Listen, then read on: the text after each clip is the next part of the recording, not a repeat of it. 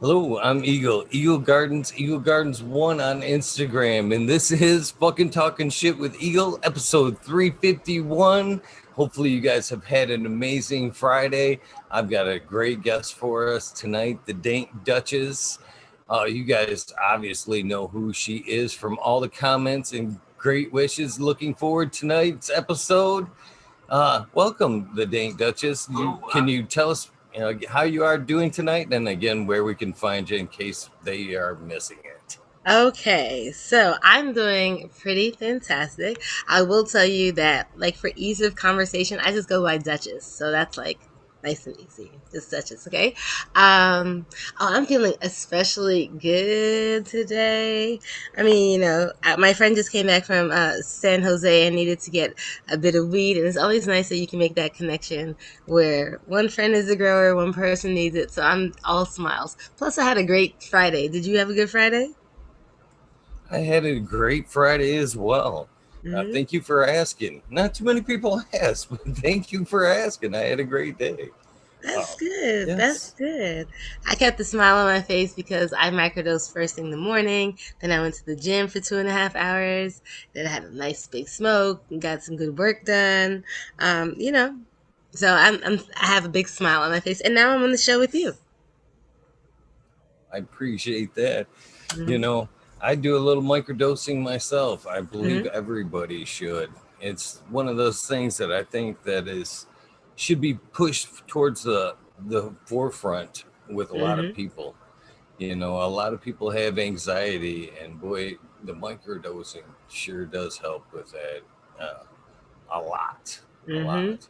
So hopefully, it'll be more wider used here in the future. So, but I'm glad it's brought a smile to your day. Yes, yes. Oh, you see all the mushrooms? See, I got mushrooms on my wall because I'm like super pro mushrooms. Let me get my head out the way. So yeah, I paint all these mushroom paintings because I love mushrooms. I love mushrooms whether I'm Well, microdosing, whether I'm macrodosing. I love mushrooms. nice. That's awesome. You might want to tune in Sunday. We've got another guest who goes by Pop Shrooms on Uh-huh. Oh, Instagram, nice. who's going to come on and talk all about the different types of mushrooms and ways to take them and all that good stuff. So you Oh, might that's want to good. tune That's in good. on Sunday. What time on Sunday? The same time? The same slot? What kind of Same night owl time, are you? same Oh my every. God. 11:30 to 5 something in the morning. See, I'm getting tired just thinking about it.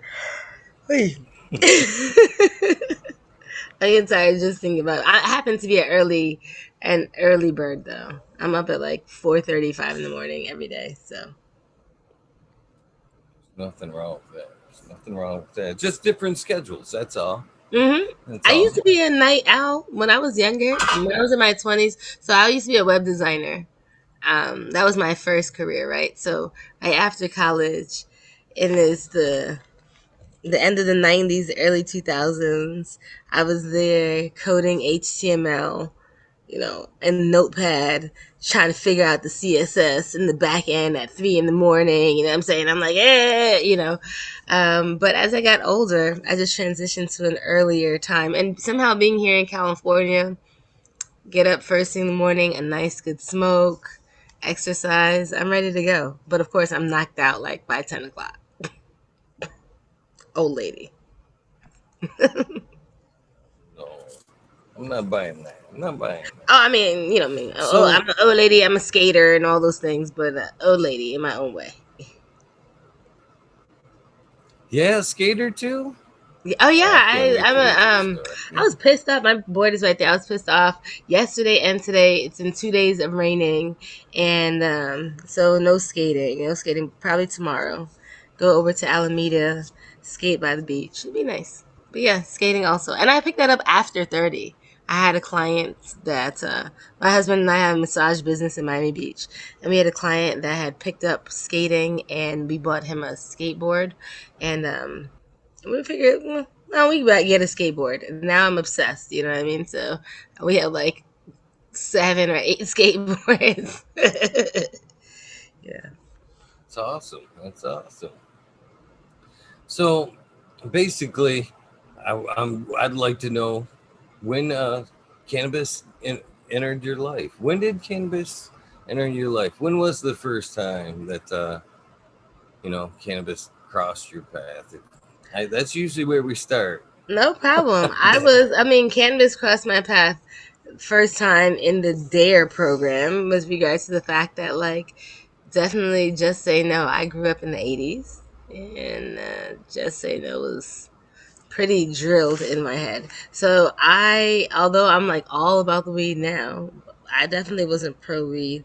High school or college, I graduated college. I had never, ever, ever had anything to do with weed because everyone knew that weed was gonna, kill your brain cells. So why would I be messing with that? And then I met this guy and I was so enamored with him. He was so smart and had such interesting ideas, such off the wall ideas. But he like loved weed, and I just couldn't put those things together. But I was super in love with him, super in love with him, and we moved to Florida, and he's still smoking weed, and I'm actually really denigrating him about it. I was a real fucking bitch about the whole situation for about 2.5 years, and then one day a beautiful piece of glass just totally invited me into this world. It was on our counter in the kitchen, just a piece of glass, and I felt like as a designer, it was so well formed that nothing having to do with this glass could be that bad. And I said, you know what? I'll take the puff this time. And I took the puff. My husband like jumped across the kitchen, just like flew with the lighter in hand. And I took that puff and I immediately, when I say immediately, like I exhaled and then immediately did a calculus problem because I was a math major in college. And this was like the big thing. I was worried that I was going to like lose my brain power. And I did that calculus problem like, bam. I was like, these fuckers lied. It was just like that. So I went from being anti-cannabis to pro-cannabis in one puff and realizing that they had lied. Just the concept that they had lied just let me know that the foundation on which I was standing was just so shaky. So I only had one really, in a way, bad experience right after that, which was the come downs. And the first time you have come downs, at least as an adult who's like already worried about losing their brain power, that kind of spaciness, whatever, I was like, oh my gosh, I have become stupid. I've become a stupid pothead. But once I realized that passed, the next day I was on it. And so within just a couple of months, I went from being anti-cannabis to a cannabis grower just because we had spent so much money buying weed and I wanted to smoke weed all the time just to understand the grays of life. I was just so black and white about everything, and cannabis gave me just so many more perspectives that I felt that I know I had the experience that I had the life that I had, but I felt that other people had a benefit of a mind expansion by having tried cannabis earlier than I did. So I was kind of making up for lost time. So, and that was in Florida. So that was its own whole, I had a whole set of paranoia for 10 years growing in Florida because it was freaking Florida. And that was before Florida had any kind of medical, and just having a joint was enough for you to go to jail. I was in Miami. You could talk about coke all day long in Miami, but weed was definitely not as openly spoken about. And then people who cared about their career definitely were pro coke. But like weed is just for lazy people. So I didn't feel like I had a stigma directly in my face, but at the same time, I had two different lives that I was living. One that was like a super upstanding middle class black women in the right organizations, knowing the right people, going to the right type of events. And then afterwards at home with my husband, smoking weed and feeling as in tune with my plants as I could imagine feeling, and not understanding why my life was fractured in this way. But in 2014, after I had gone to Colorado in 2013 and Seattle also in 2013 for the High Times Cups, the first legal High Times Cups here in the country, I just felt like the time was now. Like, not, I wasn't going to wait. I just didn't want to wait. And Florida was saying it was going to change and da da da, it was going to be on the ballot. I knew Rick Scott was a freaking devil. I knew that shit wasn't going to work out. So after I saw what the experience of the cannabis industry could be just through being in Denver and being in Seattle, my husband and I, we moved out here in 2014 just to do something completely different and just to be as open as we could possibly be within the cannabis industry, and as open as we could be with ourselves and our family and such like that. But even though I came over here and I started making hash within 3 months of being here, I was still really, really secretive about the whole situation until I ended up in France because of hash. And I just thought that, like, you know what, now is the time to just throw away any shackles of any concept of a stigma and whatever. And I announced to like all my friends and family via Facebook. So I didn't like parse out the information. I just kind of like told everybody, by the way, I'm in California because of cannabis. And that has been good for me. Just being open like that has allowed me to meet all kinds of people like you and everybody else who I've met within the industry by being, authentic, just being myself. And I think that if we encourage more people to just be themselves, and cannabis does that, then we'll have a whole lot happier people in the world. So that's how I like started this situation. It really was, I was anti-cannabis. The glass pulled me in. I smoked, became a grower, then I moved here. And all the things that fill in are interesting stories for sure, but that's just like how I got into it altogether. Nice, nice. Yeah, I love the piece pulling you into the cannabis. Yeah, I've never heard that as far So as an influence or a draw to try it, it but was it's very intriguing. honey, it was a simple teardrop shape, like it was like it was probably like soft glass. I'm telling you, it was a teardrop shape with some color, not exactly even fuming, but some color in between. But the whole thing about it was so wholesome. I can still see it on the counter, and I am thankful every single day just for that experience, because I was headed down the wrong path in the sense that I was completely anti cannabis, and I was going to miss out on what has been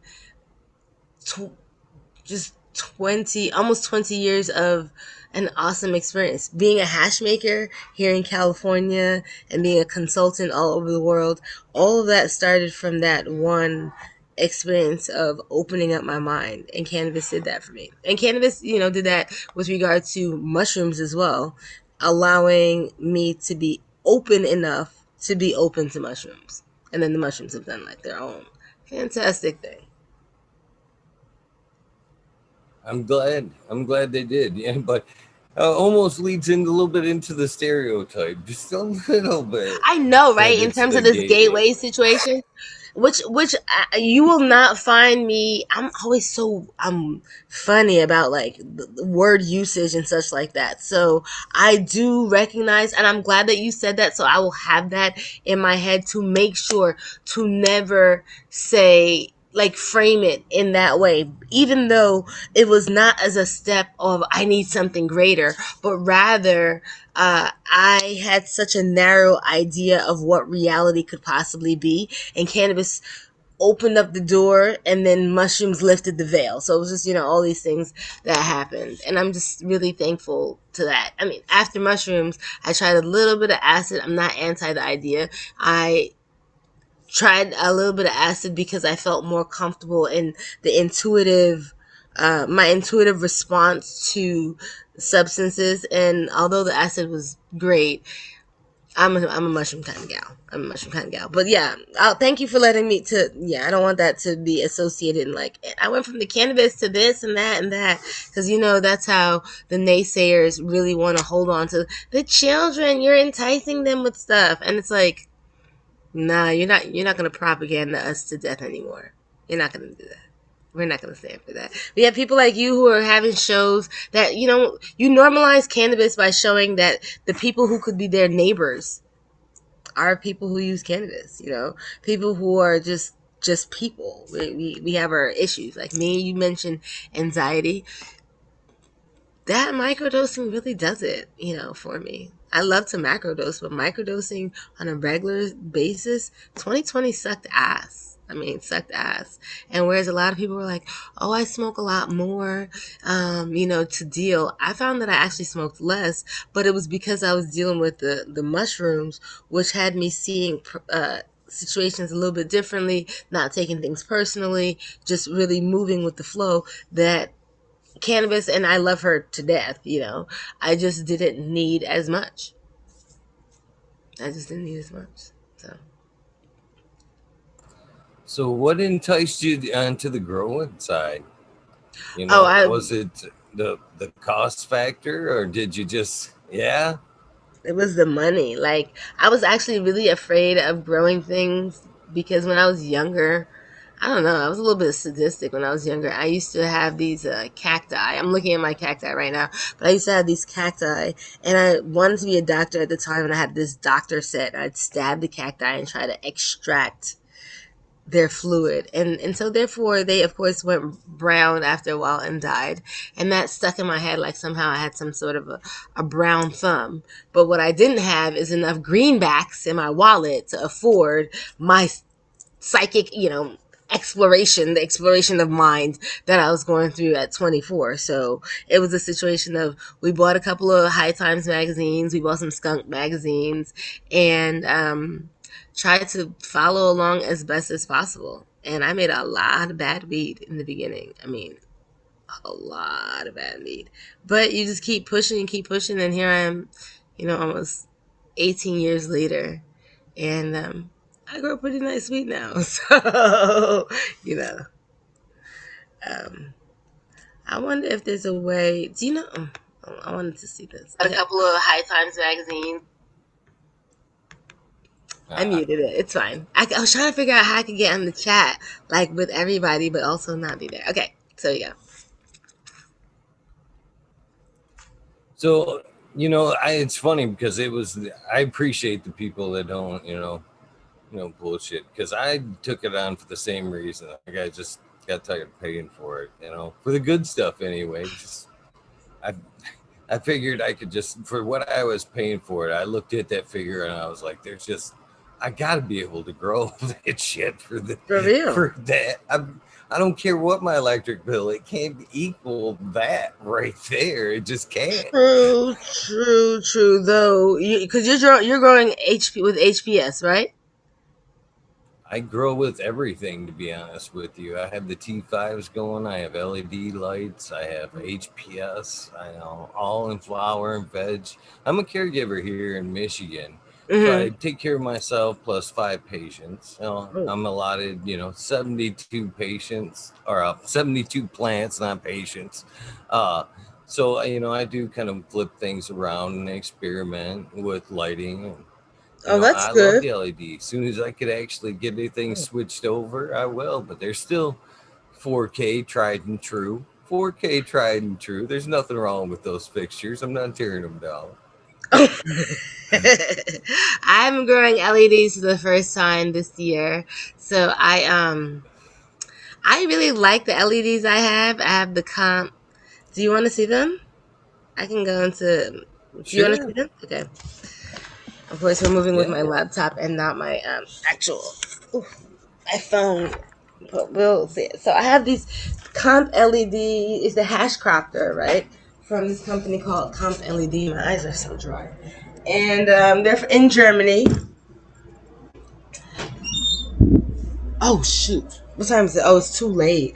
It's my lights turn off at 6:30. I'm so sorry.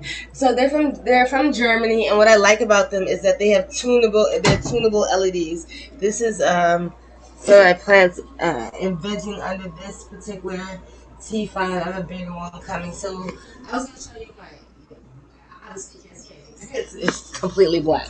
But what's nice about it is that it's completely tunable. It's an app that you can look at your phone or your computer, and I can schedule years in advance, like how I want my lights to turn on and off, at what intensity, what's the spectrum of the blue, white, and the red. It's very, very, very nice. I'm sorry, I don't know why I didn't think about the fact that it's 6:30. It's past 6:30. But yeah, these LEDs. So I didn't. I'm first to admit that I didn't do everything that was right with the LEDs. For one, I was really afraid to like set up this hub situation that the LED comes with, and so I had it on a basic timer, just like I would have had with my HPS, where it's just like on and off type of thing. Not understanding the benefits of, because it's tunable and you can set all these light recipes.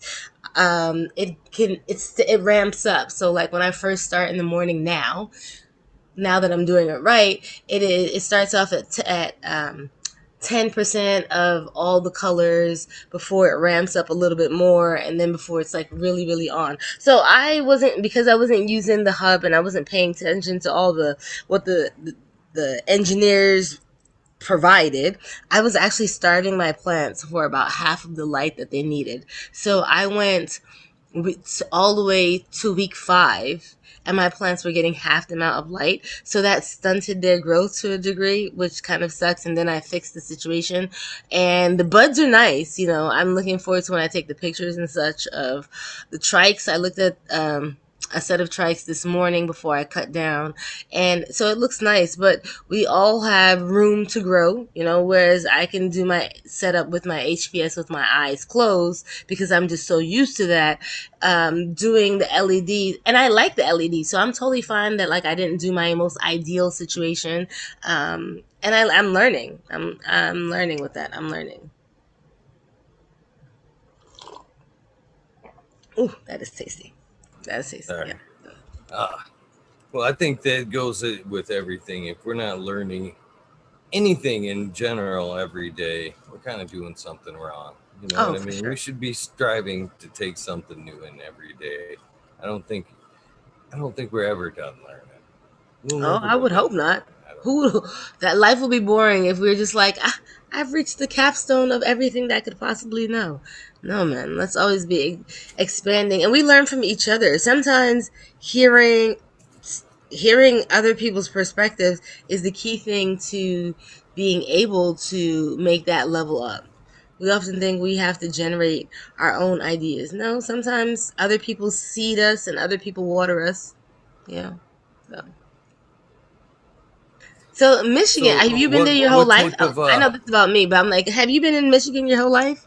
I'm interested in what's going on with you too. I've left the state a few times, but I've lived here my whole life. Hmm. I've ventured out a few times, but yeah, I've kept my roots here in Michigan. Different locales, but here nonetheless. I understand. I listen to all these great stories, and I'm like, I think, man, I've missed out such On what? great stories, of travel and stories of Himalayan spending time in the Himalayas, being spending time with the monks. I'm, some of my favorite guests have been Mila Jensen, the Hash Queen, and Indra. Both of them have incredible stories. Hmm. That's just to name a few, but there's so many great people that have walked so many great paths, and Hmm. yeah, sometimes I think, well, I should be traveling. You know what I mean? I don't know. Oh, I don't I know. encourage that. So much life out there. I'm gonna say this. Look, hon, my end all be all of what I'm trying to do, besides help other people along the way. I'm all about that, because I'm all about the education. But I'm trying to touch land races around the world. Just, oh my god, the idea of making hash of just about anything I can put my hands on, that is what drives me, like makes me look for something. I actually am about to buy some seeds, a particular two hash plants from Afghanistan and the Moroccan Beldia, which are like, I mean, obviously not hype strains at all, but these are the places that have been making hash, and I'm looking for different strains for making dry sift, something that's just totally different. I feel like because I have definitely the privilege and the opportunity to grow and make hash of whatever I want for the purpose of just me experimenting. I'm taking that opportunity to do that and then publish my information to everybody so that like everyone has the opportunity to vicariously live through that experience. But as soon as this COVID situation is done, hun, I am back to traveling like hardcore. And I would say one of the things that have made me feel closer to people like Mila and Frenchie and all kinds of other solventless people in the game, whether they're here or abroad, is the fact that we've traveled together. And I myself am trying to get to Michigan because I've told several people that I would come through. I hear your hashes just bar none. So I'm just really trying to experience both the United States and just all of abroad. Really, everywhere there's a bit of a hash culture. I think that again, I think Frenchie top to bottom to for introducing me to hash because whew, some of the experiences I've had and some of the places that I've been have been just so incredible, and I know it's only going to get better because I'm determined to get to the Himalayas to make some hash. Watch 2-3 years max. I hope so. I hope you do. I hope you do. You come So out with us. when did you acquire your love for hash? When did it go from smoking in that piece to hash? I mean, how do you Oh, take like that turn? I I mean, can tell you how that situation total fortuitous moment. Okay, so when I decided that I was going to move to California, I checked out and I found out when a cup was coming up, which was the 2014 High Times Cup in Santa Rosa. So I came out here to look for an apartment, to get my license, to get my medical card, and to go to the cup. I did all of those things and I went to the cup. And so it's 2014, so I'm dabbing. Everybody is dabbing. I'm dabbing BHO. I'm dabbing everywhere. Everywhere is just like dabs, dabs. It's so great, right? And then I come across this booth that there are a million people in front of this booth. So in my mind, that means they have to be like the best dabs. I mean, the crumble is going to be the golden yellow. It's going to be just like so extreme, right? And I get to the front of the crowd. I kind of muscle my way to the front. And then I'm like super disappointed because instead of the beautiful golden dabs I'm expecting, they were just lumps of chocolate. Just lumps of chocolate all over the table. And I don't like chocolate. Chocolate is not a thing that you can entice me with at all. And I'm just like, fuck this. And I turn around and I'm bitching about like they don't even have any dabs. This is just chocolate. And a little man goes, "This is not chocolate, this is hashish." I said, well, can you dab it? And he said, but of course. So then I dabbed in his 3-hole bowl, and it was a nice dab. You know, I went took a picture with the little French guy. Went about my business. A month later, so then I went back to Miami, packed all our stuff. My husband and I and our 5 cats moved to California, and then I couldn't find a position. I was trying to get an entry level position within the cannabis industry because although I had come over here to grow and such, I wanted to like be able to interact within the cannabis industry, and I figured the best way is through the patients and as a bud tender. Now, the truth of the matter is in South Beach, Florida, my husband and I had a really nice massage company. I mean, we had all kinds of A-list clients or whatever. So I recognized that the HR person probably was just like, she's never going to stay. So that's what happened. No one would give me any opportunities to like come in as a bud tender. Like I was just like, I'm just trying to be a bud tender. Nothing against bud tenders, but you know what I'm saying? I had gone through a master's program. I was just trying to be a bud tender. I wanted to like learn what is there to be like within the industry, and no one was trying to help me. And I felt really kind of turned off by that. And I saw another cup, which was the HempCon.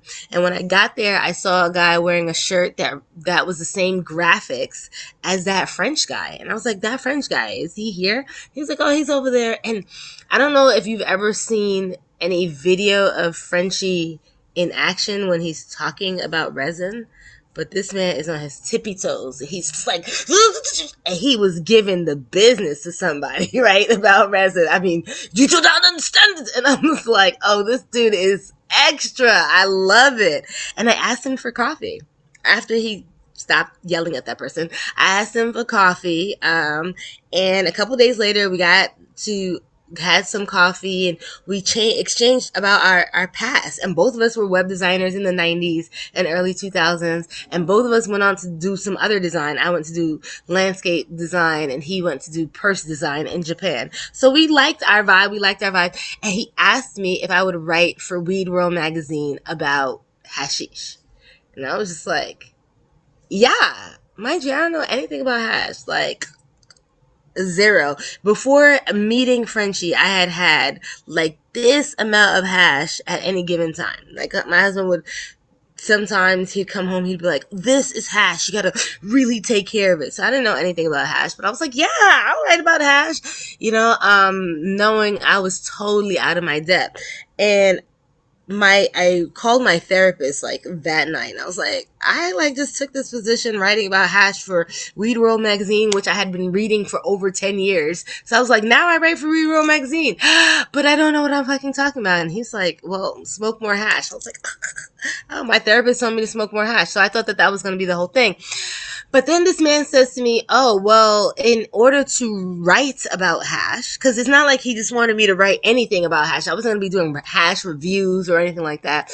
I was going to be helping to craft a new vocabulary about hash, right?" And so this is in 2014. He's like, "Oh, if you're going to write about hash with any authority, you need to learn how to make hash." Oh, I don't want to make any freaking hash. It's not what I came here to do. I came here to do media. I came here to grow weed. But fuck, fine, whatever. This man, whatever. And so I made hash the first time September 10th of 2014. That process had me like, oh, I can definitely do this. And a week later, September 17th of 2014, I pressed hash for the first time, and I knew that was it. This is what I do. I press hash, I do Frenchy tech, and this is it. And so since then, that's literally been it. I got into hash because I wanted the opportunity to be doing media and to write for this magazine. And what was great about this experience was, so Frenchie gave me the good 80% of my hash knowledge, and I have it at 80% and not at 100%, because through the years, what I did every 2 months was write about other hash makers. Like, I've written about at least 30 hash makers. And I would go and they'd give me 2 grams of hash, and I would talk to them, like do an interview and kind of get a good feeling of what they went through in making that hash, where it was sourced and whatever. And then I would go on an adventure. I've been on all kinds of adventures, beach adventures, fancy places, underground places. I'd go on an adventure with the hash, and then I write a story about that. So it's not like I was reviewing the hash, but rather the experience of how the hash was made and how it made me as a hash maker also feel. The benefit I got from that was that every single hash maker taught me something about their hash making process. So Frenchie gave me like the definite solid foundation. But I've interviewed Tony Vazura, Bubble Man, Solventless Mind. I learned dry sift from Flora, who's Cuban hash queen. So along the way, I've had like a million teachers, including people who ask me questions. Because every time someone asks me a question in a different way, and I have to think about it, I'm like, why do I make that? Why do I take that as a given? Or where is this person coming from? So that has been phenomenal for me. So my particular, I can say that my learning never ever ever stops, because every single time I have one of these kind of interactions with somebody, or I'm explaining something about trichomes or something like that, then I'm like, bing, I've learned something new. So that's how I got into the whole hash thing. So I went from being say no to drugs to being all about hash, hash, hash, hash, hash, just because I came here to California. I met this little French man who put me on. And after I had hash for the first time, that was it. I was on, on. I can relate. I can relate. I love me some hash as well. I love some hash. Everybody that watches the Ooh. show knows I love some hash. I've had the pleasure meeting Fredgy firsthand. He's very very great guy, man. Very gracious with his time. He spent Mm-hmm. more time with me than I ever thought he would on a first meet like that. I mean, you know, I was very honored, but I do love the hash. I do love the hash. So I love your appreciation of it as well. I hmm. So it's a great buzz. I I mean, for enjoy sure. medicating with the hash. And, I'm very guilty of saying, I appreciate the long term storage. I appreciate the people talk about the long term storage. It gets better with the long term cure. But that's not me. When as soon as I make it, I smoke it until it is gone. Until it is gone. And I mean, I appreciate the Frenchy tech. I've got some bubble right here. I'm almost, with you being a critic and everything, I'm almost ashamed to show it. no, And this don't has be. been Okay, kind of my going eyes are like around a dry little as bit. sin. Okay, so you press it. A What little, was the? little greasy here. Yeah, that looks nice. Mhm. How does it do with the bubble test? With the fire test? Oh, I can see that. That's a This is nice. probably a 90. Okay, that's 90 micron. Did you put the fire on it? By the way, I've noticed that a couple people were asking me to move a little more slowly. I understand that. Just keep in mind, I'm from New York and we talk like this. That's number 1. Number 2, I do not smoke when I do interviews because I'll be likely to do some other random thing and not be as clear for the interview, but I will speak more slowly, but do know I'm from New York. I'm from Brooklyn in the 80s. We talk like this all the time. All the time. So, but with the fire test, if you put the fire on Duchess, it, how's the bubble? Duchess, I have not done the fire Oh, test do the to it. fire test, I darling. can do that right here with you. Yeah, if you do the fire test, that will tell Scared. you I'm the scared. quality of it. I've got the Duchess here. I'm sure it's pretty good. Let's see. No, no, no. Let's see about the fire. Okay. Oh, not very good. Okay. Okay. No She problem. What bubbled What a did you little watch? bit, but not great. Okay. So what were you watching? I mean, watching. What were you watching? Sorry. And mind you, I am still a little bit high in some because my eyes are dry. And I was smoking a oh. I don't know if you know about my 7 gram joints, but I was smoking an earlier, and now my eyes are dry. Okay, so I see that. It looks nice and greasy, but what did you watch? Oh yeah, that is doing a nice little It's melt there, always hard to darling. get that. No, that is doing a nice little melt. Don't hate. Don't hate. Participate in your own thing. And that was from some dry sift. I don't like to run dry sift myself, but Why not? it is what it is. Sometimes you have to rush through the I mean, did you process. And did but you static I tech it? prefer a wet trim when I make my hash.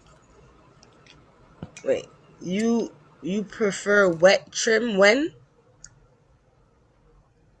Oh my god, my eyes are so dry. You did When I make my bubble hash, I prefer it to be a fresh froze. oh fresh frozen? That's totally fine. Okay. Um,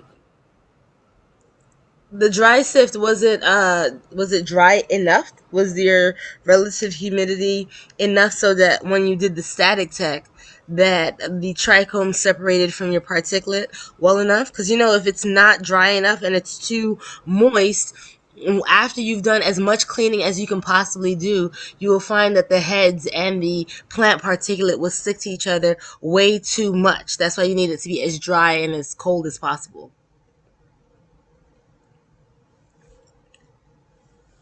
No, no, no. Well, it was dry material that I washed. I usually don't sift unless it washes well. It doesn't wash well Hmm. unless it's small heads. Sativas, a lot of sativas don't wash well, in my opinion.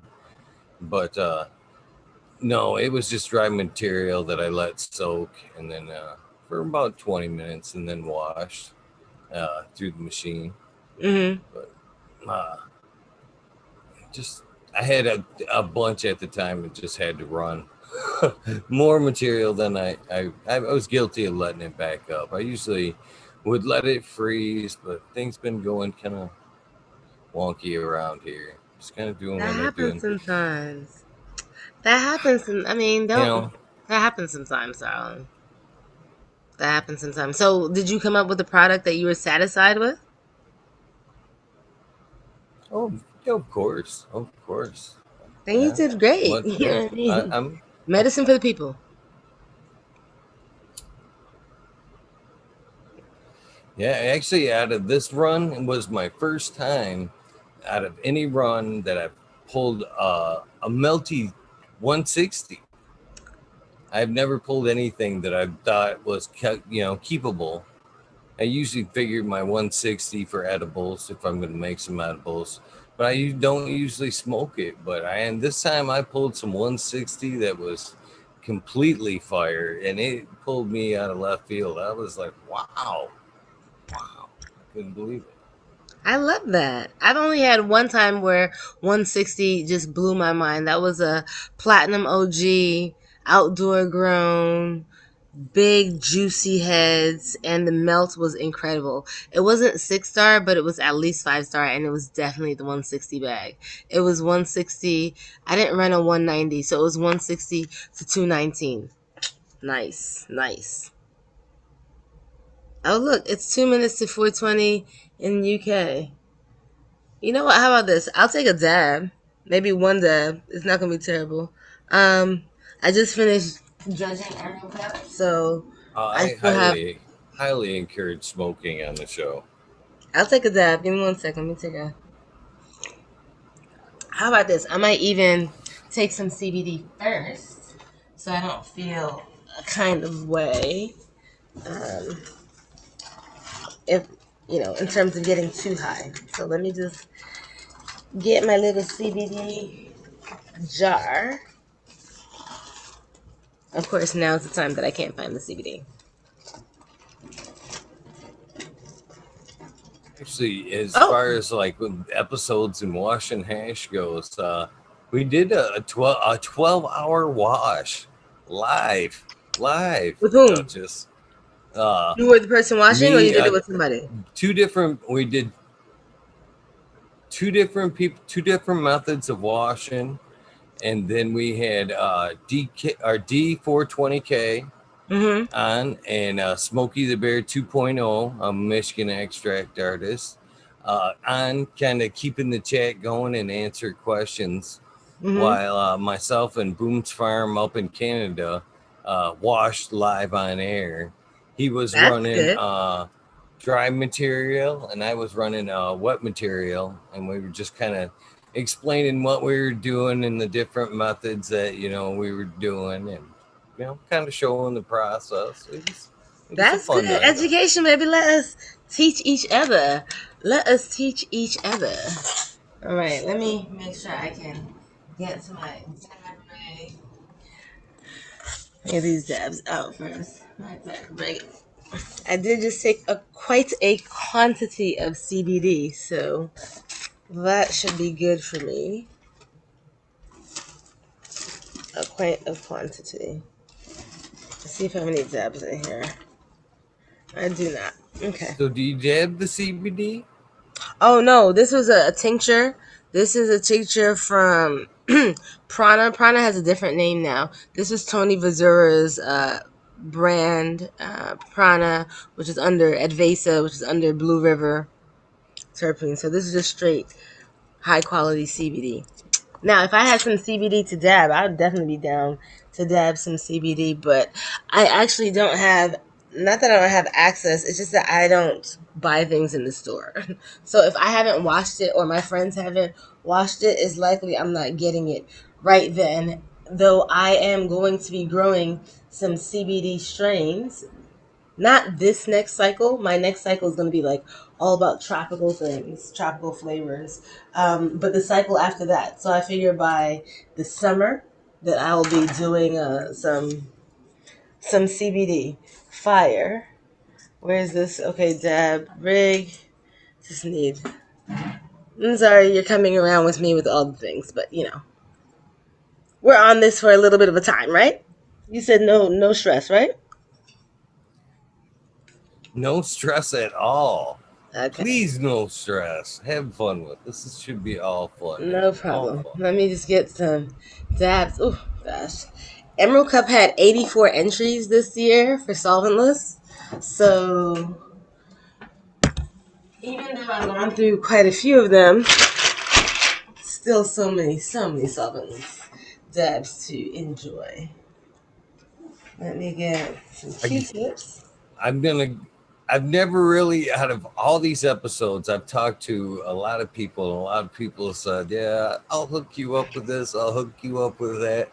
But I've had Tim Blake on the show, and he Uh-huh. said that it open invitation to come out and judge next year to the fucking Oh, that's nice. Emerald Cup, and and out of all the things, I believe I will contact him on that one.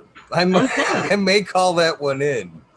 Emerald Cup, I mean, judging Because was great. I have judged a lot of cups. A lot. Let me show you. I have. Oh, here's exams. Okay, I've judged a lot of cups all over the place.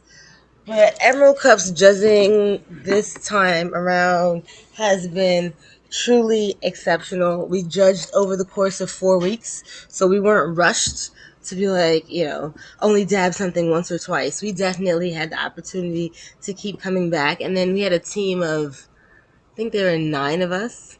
So because we met at a certain time every single week, and we could talk about, oh, what did you think about 2? What did you think about 47? Oh, 34 was really fantastic. That back and forth allowed us to refine our palates and really top 10 that we are very, very happy with.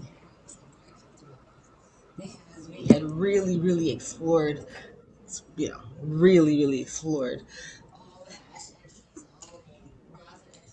With the exception of Tim one, Blake was another. I'm gonna say, with the exception of He one, was another great. he was a great. No, I know. Zoom.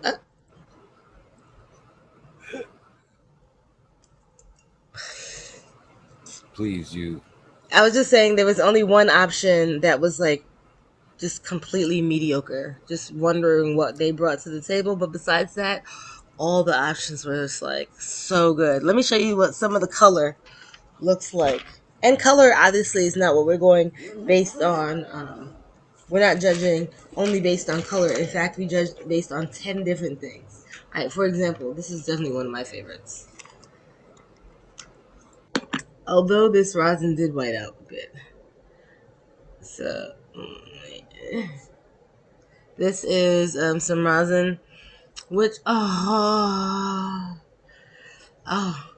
this rosin, oh my, oh, this rosin is obviously a Tropicana cookies. It was a very, very, very nice Tropicana cookies. There were a lot of GMOs. Oh my gosh, there was a lot of GMOs.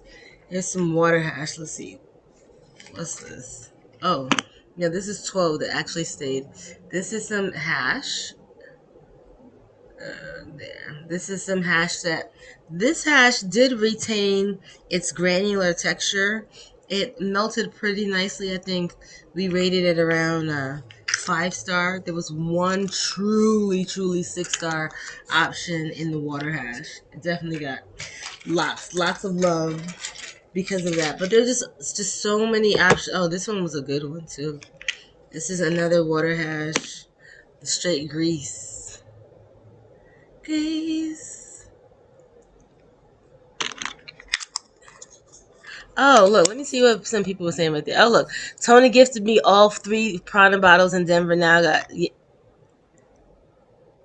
that owe me tax. Well, I mean, I got gifted quite a few Prana bottles also. I'm sorry, I was just reading some of the chats.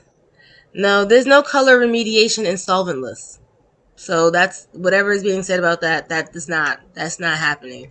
Color CRC happens in solvent only. So I'm only judging solventless. I only judge solventless. I'm a solventless person, and there's no CRC concept in that.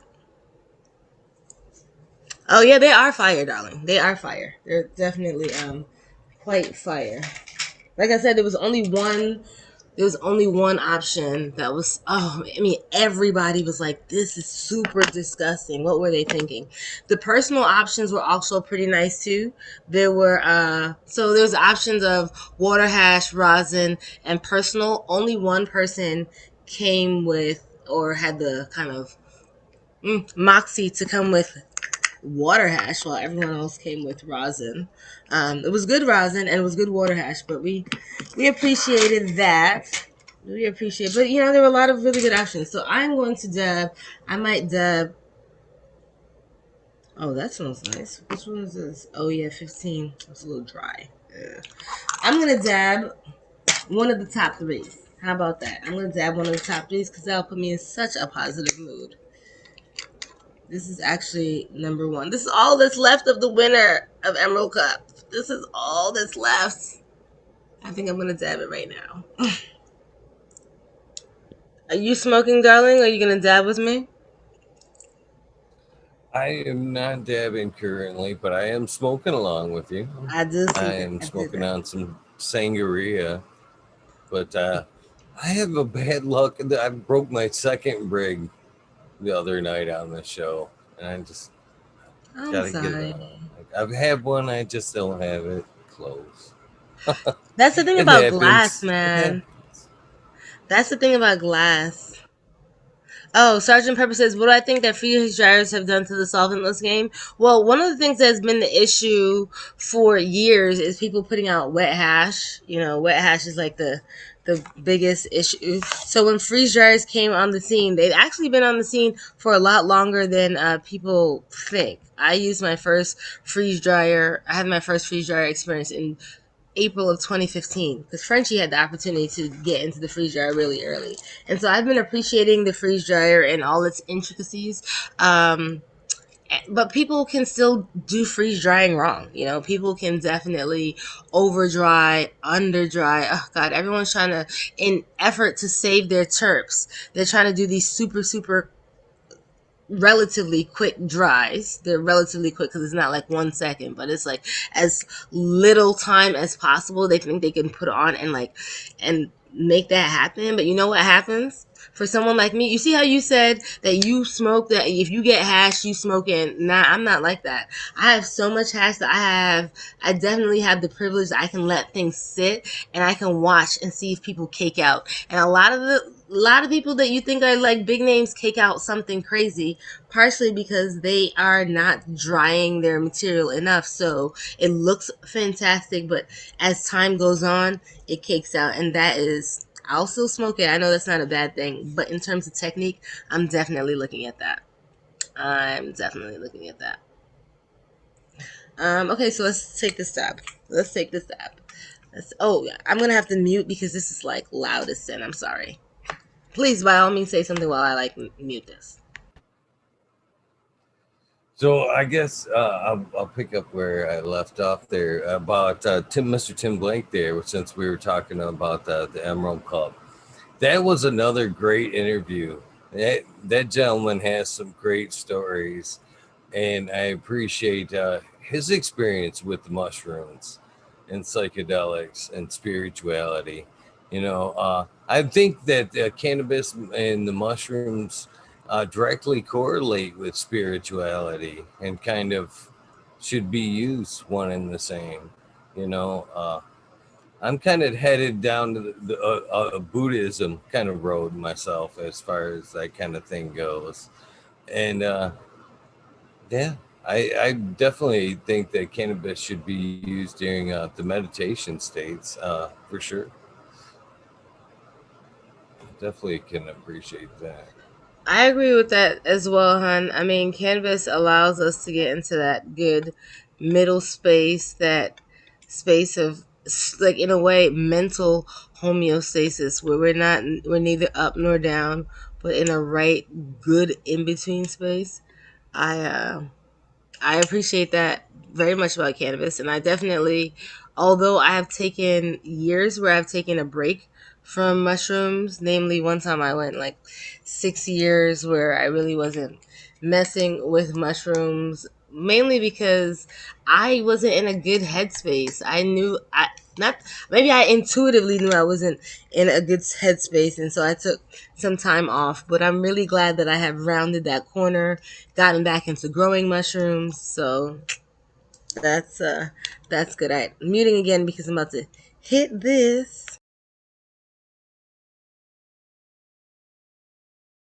Mr. Boom Farms in chat, whom I referenced earlier tonight about that hash episode. We got tons of respect for Mr. Boom. Miss you, man. You need to pop back on the show. It's been a minute or two since you've been on the show. We need a Canadian update, my friend. We need a Canadian update. But he would like to know, can in your opinion, can you still place in a cup without a freeze dryer, or is it pretty much standard today as far as a hash entry?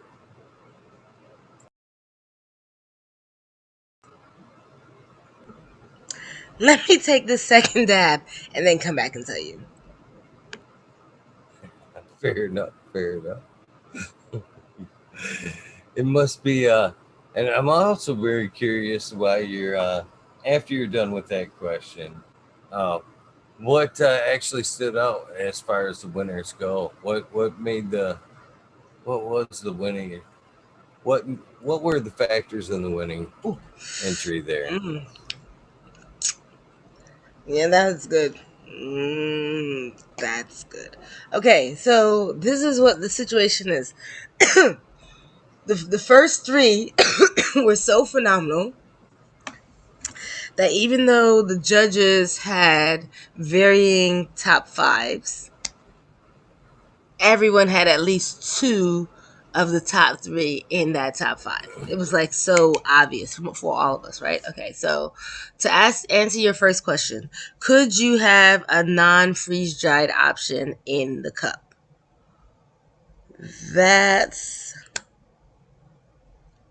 yes. Okay, let me tell you why.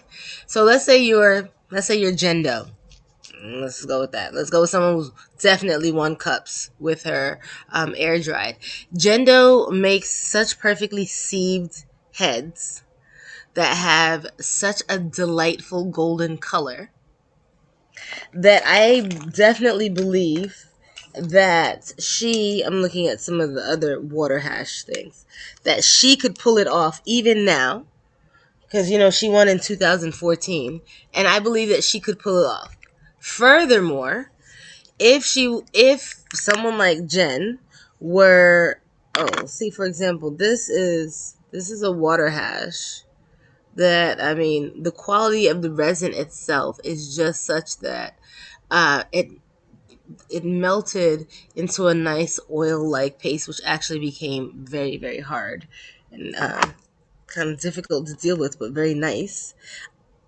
If you have the right cultivar, that it could stand up to being able, the way we test, I'll tell you this, the way we test if the hash is good, if the stability is there, stability is definitely one of the options. And a lot of things were so terpy, but their stability was not there, and they lost a lot of points there.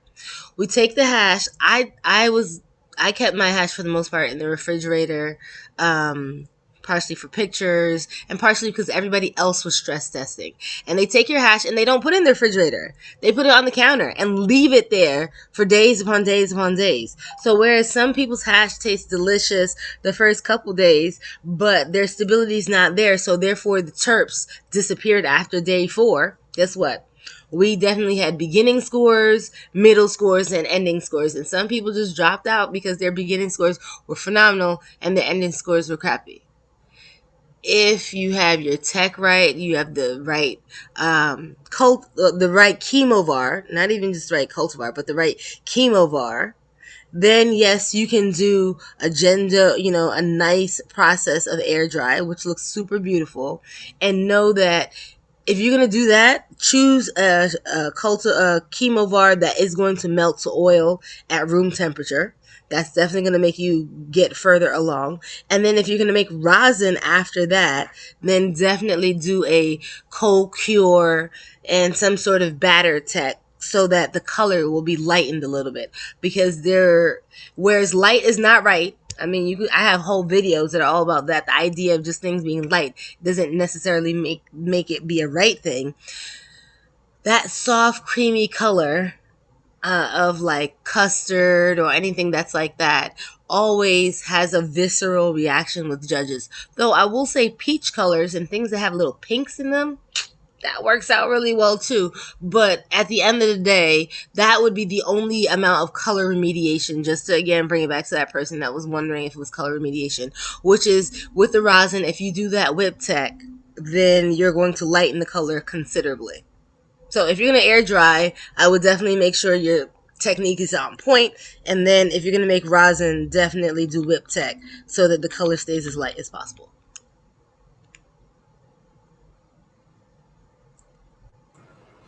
So one of the questions earlier in chat that we kind of blew by was Ooh. from Amadeus. Well, he was wanting to know what was one of your favorite washes. What has been one of your most memorable washes that you've and what I was have the a story? couple of okay. If I had to right now, boom, Duchess, who's your favorite wash? I think it is Purple Tangy from OG Steve Bordelin. It was that Purple Tangy, back to that kind of color. The Purple Tangy made a kind of hash that was kind of a little bit like my hair. I mean, like maybe that's why my hair is this color. It was kind of a little bit about that purple tangy was a particular pheno. So because it was tangy, it had terrible yield. Terrible yield. It was a pheno of tangy called purple tangy that OG Steve Borland had found, and the smell, the pungent smell, was ridiculous in the hash, in the rosin. It was like bam, bam, bam, bam, and the color was just such that like I think about that hash from time to time. Like I just think about that hash. So that's one thing that like I really really like. But one of the most memorable is when I went to Cookies in 2018 to teach Cookies how to make hash. So I went there in August of 2018 and I was teaching this guy, the CFO, Daniel, and we were washing the snowman. And the snowman, as you washed it, first of all, it was white like the name would say. And it was so pungent that it seemed like it wasn't cut early. But the 45 micron, which you know sometimes has that like grayish kind of tone to it, or even if it has a pinkish kind of tone, it's like a muted kind of color. It's not nearly as like enticing as the 73 or the 90 or even sometimes the 120. This 43 micron was as white as paper. It was just so bright white. So and it was like a lot of it. And after we ran it through the freeze dryer and everything, it dabbed super nice and everything. So that sticks in my mind. Again, resin comes in a variety of colors. So appreciate all the resin that you can possibly get. All the resin. And then in terms of experience, one of the most fun experiences I've ever had with hash making was when I was at Primo Hash Labs in Oklahoma this past October, where I got to use the 65-gallon Bruteless system for the first time. I have not been a big hand wash person. I'm a person that'll kill it in all types of machines, but because I got bursitis in my shoulders back in 98, and through improper technique when I first ever tried to wash my hand, I really stayed away from hand washing. But in 2020, I went to Barcelona for Spanibus, and although Spanibus got canceled, I was there a week before, and I got to wash with a club called Aranua, and also my friends at La Calada, and that was by hand, and I got like more into the feeling of washing by hand. And then I got an opportunity a couple months later to wash with Sauce Winery. Do you follow him? Or and also Girls I, in Green. I Sauce. neither. It sounds like I should Oh. be.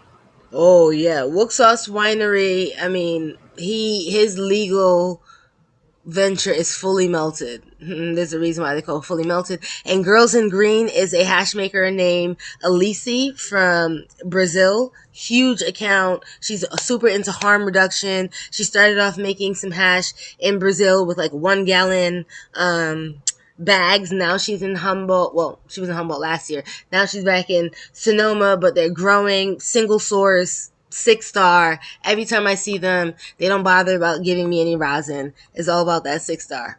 Sauce Winery, definitely, and Girls in Green 710. In any case, they're hand washers, and so I got a chance to wash with them, and that made me feel more comfortable. Again, I'm all about this idea that every new interaction that you have with someone's opportunity to learn from them, teach them something. And although Alici learned a lot about hash making from me, I learned a lot about the ergonomics of like holding the paddle and really moving with the hash making to make something that is comfortable for me, who's I'm small, I'm 5'2" so I'm small, and I already had problematic shoulders. So when I went to Oklahoma and I knew I was going to be washing on the system, and I was super intimidated by it because I was like, the 65-gallon system, it's like so huge. It turns out that what I learned from her, from Alicia earlier in the year in moving my body, made that process so wonderful, such that if I were going to wash by hand right now, I definitely only want to wash in a wide mouth system as opposed to a deep system and that action like that. I definitely can appreciate the wide mouth system. I've tried quite a few different wash methods myself. I Mm-hmm. definitely appreciate the hand wash, but the only problem I have with the hand wash is so I guess the same problem I've had with machine wash is sometimes you just don't know, and I guess that's a good question for you is when that strain unlocks. Oh, You can be a wash or two into it and be like, well, this one just isn't washing well, and then you kind of start to clean the machine out, or you go one more run, and then you went, shit, oh, I believe you got to push it to she the just limit, honey. gave, No, she you got to just push it. gave. You got to push it to the limit because, push it to be willing to lose a half. If you spell it, in a small machine, you're just doing it for the first time. See, I got that dab and now my eyes don't open. You push it to the limit. Be willing to lose that half a pound by like doing your one, your two, your three, your four. Push it till it gets green and see where the drop off is. See where the drop off in in your yield. And then one of the things I think sometimes people don't realize is that you can tell based on what your yield is if you are fucking up your process in a way. Like, so sometimes people are like, oh, I noticed, let's say I got 10 grams on run one, and then I got 15 grams on run two, and then I got like 3 grams on run three, but then I got 20 grams on run four. You fucked up run three. Run three was not cold enough. The agitation wasn't ideal because it's not going to make that dip like that. That's not how that works. Rather, there's going to be a steady decline, but it's not going to decline, super decline, and then somehow have a whole bunch of resin. So I personally feel that if you, for the real hash, I'm going to say real, for the person who's committed to some professional level of hash making, understand that there's going to be some level of waste in the beginning once you're trying to figure out what is the ideal strain. And while it can be fun to try a million things and like never really stick with anything, I find that for a commercial situation or again a professional situation, if you want to make sure that the patients are getting medicine consistently, there have to be 3 or 4 things that wash ridiculously well, and make sure that you as the grower or your grower is constantly growing that, so you have that as the stable and then can mess around with some other things on some other times. We're always evolving. We kind of talked about that in the beginning. We're always learning. If we're doing Mm-hmm. things right, we're always learning. So, Exactly. what were some of the things when you were going through your process that were kind of aha moments where you were like, "This, for me, is a game changer," in quality? Is there Uh, anything that kind of stands out as one of those moments? a game change. Oh, well, I will tell you this. Okay, so I had a situation where I almost ended my career before I started it, which was so in 2015 Emerald Cup. I entered Emerald Cup with 2 entries, right? And so Emerald Cup is out over a Saturday and Sunday. So Saturday was wonderful, met all kinds of people. You're smiling, you're dabbing, you're chilling, whatever the hell you're doing, right? Went back to the hotel, got a good night's sleep. However, I woke up the next morning and I had all these messages about, "Ooh, Duchess, I heard you didn't pass. I heard you didn't pass microbial. Why are you? Is your hash dirty, Duchess?" I was like, wait, what the fuck is going on?"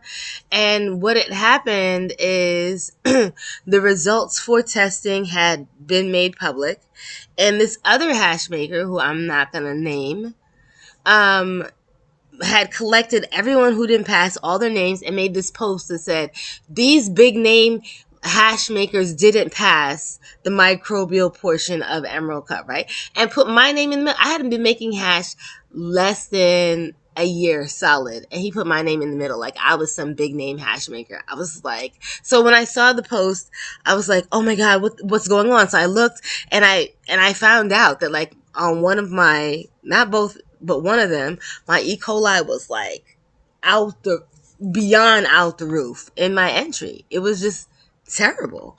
So I recorded, and I basically came to my fans and followers and was like, look, obviously something has gone wrong in this whole process, and I take full blame for that, and I'm going to revisit what I've been doing, because obviously I have fucked up in some way, right? But I definitely wanted to just like die. Just if I could just suddenly disappear as Duchess, the hash maker, just right then, because I'm just getting so many people just, what happened? Like, you fuck, you got the people who are like, haha, you fucked up. You got the people who are just like, it's a conspiracy. I'm just like, I don't think it's a fucking conspiracy. So it turned out that the plant that I had grown, well grown, organic, well grown is interesting, but the manure that they were using was hot. And so, like, the flower also had the same issue, right? And that moment, I gotta tell you, honey, that moment, I decided I was gonna do anything important. I was only gonna be single source. So that was in 2015. And although I had grown a little bit on the roof in 2015, 2016, I came fucking super hard. 59 plants on my roof, like, fucking killed that shit. Because if I was gonna be making hash that made any fucking difference, I was going to grow it, because I was going to be putting anything that's going to be making my shit not pass. Because I really wanted to get into this one dispensary called BPG. It is actually the longest running, continuously open dispensary in all of the United States. It's in Berkeley. And whereas other dispensaries allowed you to have certain amounts, I mean, there were low limits on any kind of problem, Berkeley Patient Group required that you have nothing, zero. Like, you can't, there can be nothing wrong with your hash. And I really wanted to have my hash sold at BPG. So I grew a whole bunch of weed, and I made a whole bunch of hash. And the next year I did the same fucking thing. And you know what? Had the market real nice with my hash that I grew, and I could feel comfortable with that. So single source, if you have the option of going single source, that totally changed my outlook, both on the fact that just because something smells good as a grower, if you're going to be making hash with that shit, just because something smells good or smokes good is not great for hash. So, like, that second year in 2017, I grew a whole bunch of Spanish genetics, because I'm all big about having different types of genetics, not just hype shit. I grew a whole bunch of Spanish genetics, but I had not really known the cultivars, and I didn't know what my trichomes were going to end up looking like. So I would say only like 20% of the garden washed super well. I mean, washed super well. The rest of it, it was like, after I did the test wash, we're going to have to, like, just smoke this shit, because the yield is terrible. And, you're asking, when do you know that it's not you? When do you know where the drop off is? I was doing, for most of these cultivars, I was doing dried, and I can tell. Fresh frozen is a little bit different, but with dried, and you just get used to knowing what your yield should be on that, I could tell when this was just going to wash just poorly and not to waste another 3/4 of a pound on it, or when I just needed to step up my game. Every day I'm learning about, sometimes you just need to step up your game. I agree. I agree with that 100%. To be honest with you, every so often you got to put yourself in kind of check. And I did that recently with myself with the show, by the way. Mm-hmm. Yeah. You pushing Got it to to put the limit? myself in check. Yeah, I Okay. decided I was going to push it to the limit. I I like was going to that. be all in on this adventure for sure.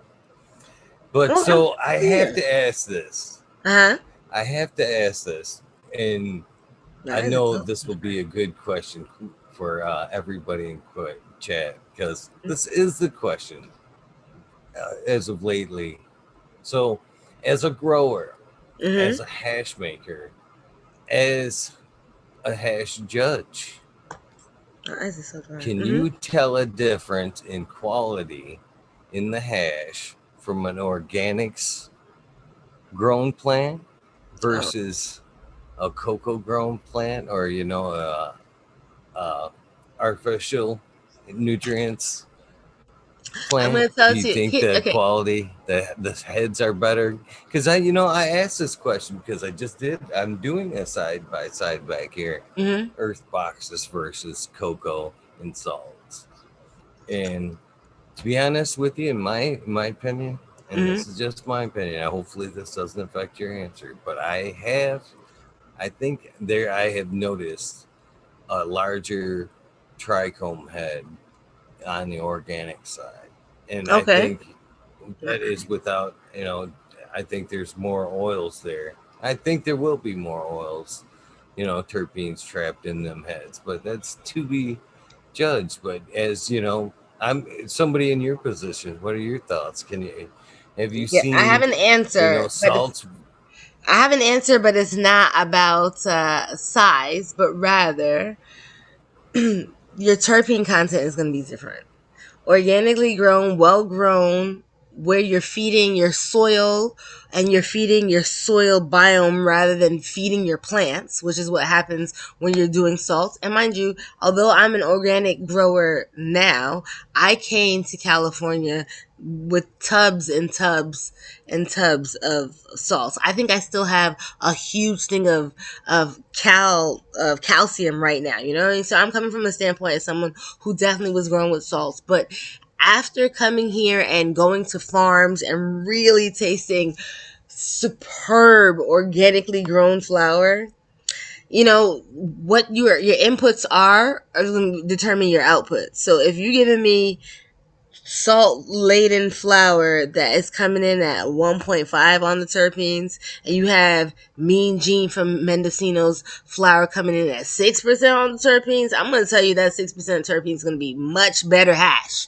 Having nothing to do with the size of the head or whatever, it's going to just be much better hash, because hash is primarily about that experience. And if you want the best experience, you got to taste the best.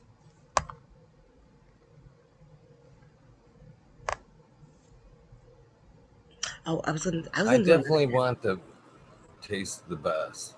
So, and with that in mind as well, do you think, as I've made a lot of hash, and as I make that hash, obviously, as I'm dumping that water out, you can tell Mm-hmm. we're losing terpenes in there. Mm-hmm. There's tons of terpenes. There's lots of good stuff left in there.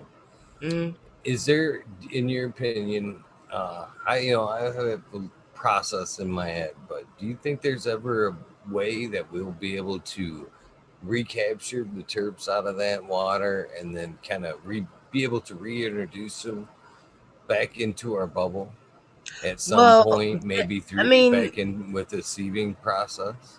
you can try You some know, kind of steam distillation type thing. You know, a lot of people have attempted to do something with terp water. I'll be honest, I just drink it as tea. It tastes it's flavorful. It's delicious. For quite a while, when I was still making hash here at home before I started working in Tony's lab, like consistently, I had my huge plants on the roof. Definitely, I was carting buckets and buckets of water up to the plants under the ideas that like they have to be appreciating this water. And I gotta tell you, I grew some big plants, so they were appreciating something. So something can be done with that for sure, but we are definitely losing terpenes at that place, because a lot of people don't realize that when the head breaks off from the stalk, although there is a sealed, it's very much like an orange when you have ripped off that part.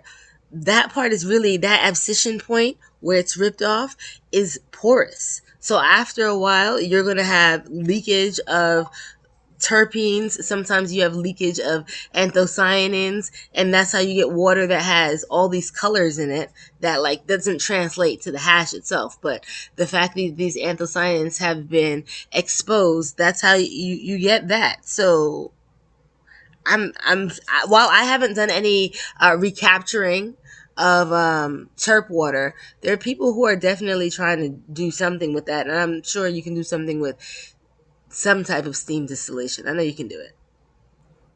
You know, in my opinion on it, I don't think it's through steam. In my Oh, it opinion, I might not think be through it's going to steam. be through. I think it's going to be through the freeze drying, the cold method. You Oh, know, the just cold kind of trapping chilling it off. situation. Okay. I think that what you'll be able to do is slowly evaporate off that water, and what will be left there will be like a terpene powder that at one point you might be able to either through like a the mat tech that they're doing now, where they're heating it up, slowly, maybe dumping it in and churning it back in and making it maybe a full medicine at that point. Uh, I wonder I how that think is completely possible. But as far as the hash water, I do feed that stuff to my plants. My plants love it. And I've actually talked to a ton of organics guy that said, "Yeah, you've been on the right path all this long. It's Yeah, that's exactly herb what they water. love." That's herb water. Yeah, yeah, they love it. That's herb Love water. that That's stuff. herb water. So yeah, we're right on the same page as a lot of that stuff. Yeah. I've seen the same guy too, and nothing against anybody in the chat, but I was saying, don't drink your hash water; it'll make you sick. And I No, it's gotta not. say that's Why would it make you sick? maybe the way you handle your plants. If But there's why would it nothing on make your you sick? plants, I it mean, should I'm be. not spraying my plants. I don't have any pesticides in my plants. I eat, mind you, I eat those plants. I eat those plants. So if I eat those plants, there's no way water and ice on those plants is gonna hurt me. I like literally eat those things in salads and smoothies. See, look, Twisted Makes Roof a good knows that hash water holds all the good stuff for the soil. makes a good Kool-Aid. A little I bit of like it. I'm honey in telling that you. water with some flavor. Bring it to boil. Let it cool. Delicious. I put ginger in some. In fact, I remember when I watched the Holy Headband. Oh man, that was like some really, really good water. Interestingly enough, Purple Tangy's water was disgusting. So as much as I love the Purple Tangy, that water was awful. I've tasted just about all the waters, because everything is not going to be. It's not going to smell and taste the same. But that Purple Tangy water was awful. I asked you that question, but hopefully you don't mind me answering it as well. Sure. Is one about one of the things that kind of changed with the hash game, Oh. as I was going, was man, for the longest time when I first started making hash, with the mindset of the coolness, you got to keep everything as cool as you can get, and it only made sense as I wash my wash and then I knew that was ice cold water, you know what I mean, as cold as I could get it already out of the machine. So I always tried to reuse that water back in, reintroducing it back into the machine, thinking I was saving a step. And actually, when I stopped doing that, actually I noticed a higher quality in my hash. Yep. uh, it made the whole process so much cleaner, just cleaner, cleaner, cleaner, cleaner. As I Hmm. went on, my job got easier and easier and easier. So that was one of the things that was a changing Yeah. point for me in Not my hash reusing your game. water, especially if you're using a machine. Because the fact that particulate has already been freed and rescued out of the machine and away from your resin, there's no reason to like give it another opportunity to try to stick onto your resin again. That's one thing we have to realize, that resin is not only sticky but statically charged, and it's just like plant matter is just looking to attach itself to resin all the time. So we want to change that situation. We want to limit it. We want to keep it cool so that we can break those bonds as fast and as well as possible. I was thinking I was going to take this dab. Hold on. Let me take one more dab. So I'm a I'm a fellow student of Frenchie as well, and I have done the hot water bottle tag pressing. I've made some beautiful cannolis, at least Mm-hmm. in my opinion, some nice, beautiful cannolis, and some beautiful temple balls.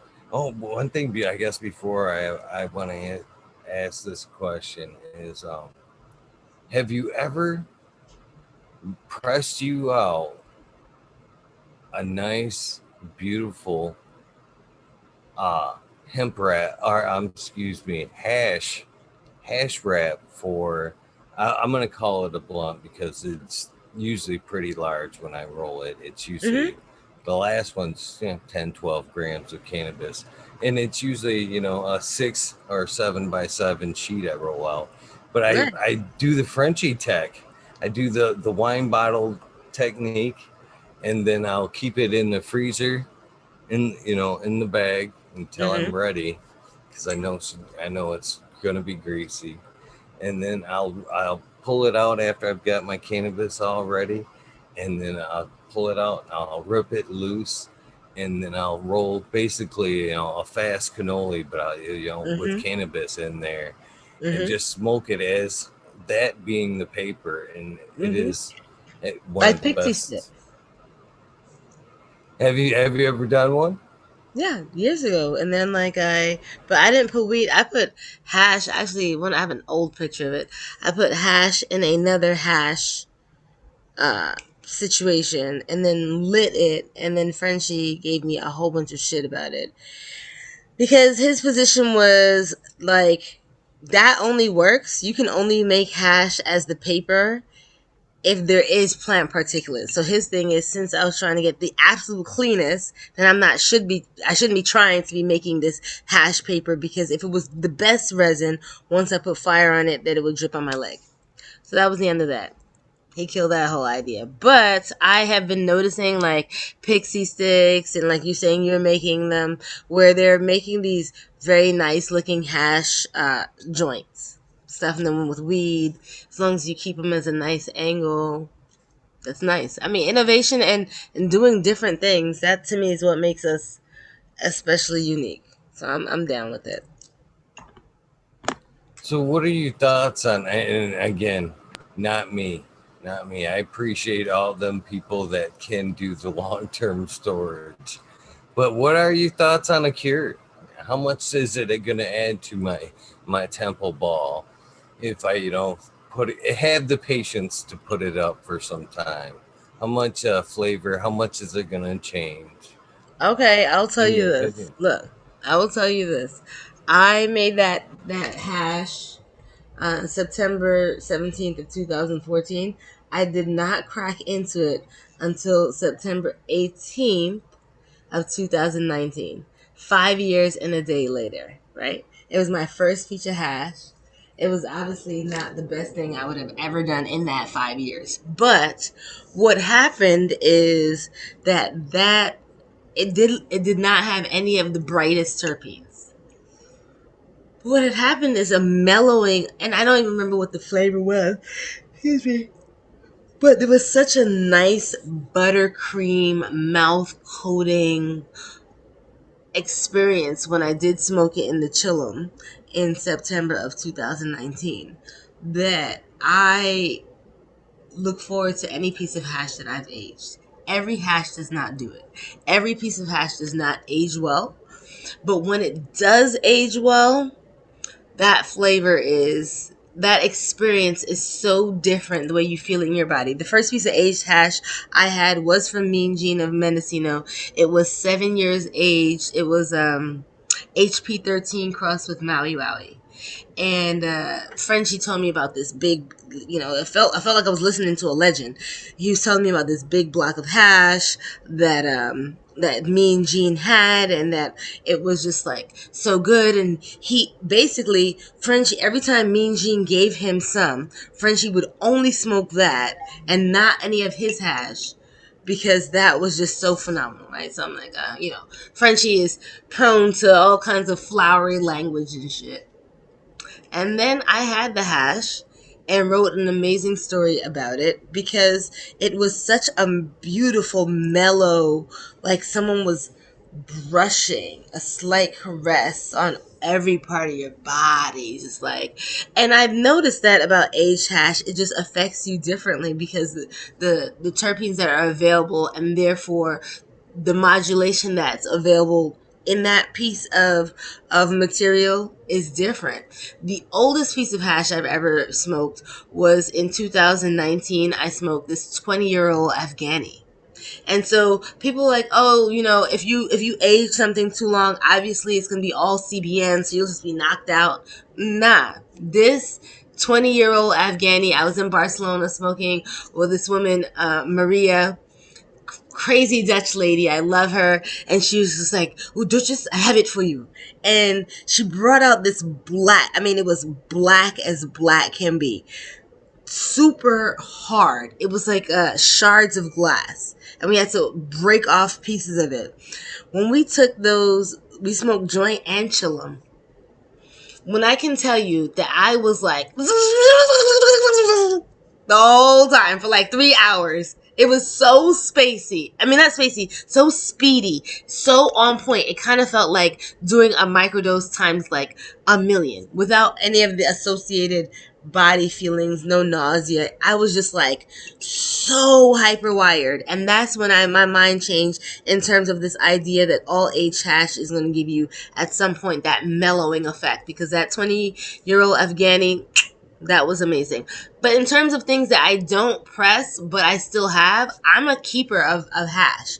I have hash that's like 4 or 5 years old that has all the terps. It just stayed in the freezer. And once you have that storage down, you can keep it a little longer. And I'm saying to you, if you just take out 10% of whatever you make and just store that away in airtight glass and don't touch it, you'll appreciate it, because then you'll feel like, for me right now, I don't even have 10 grams of aged hash.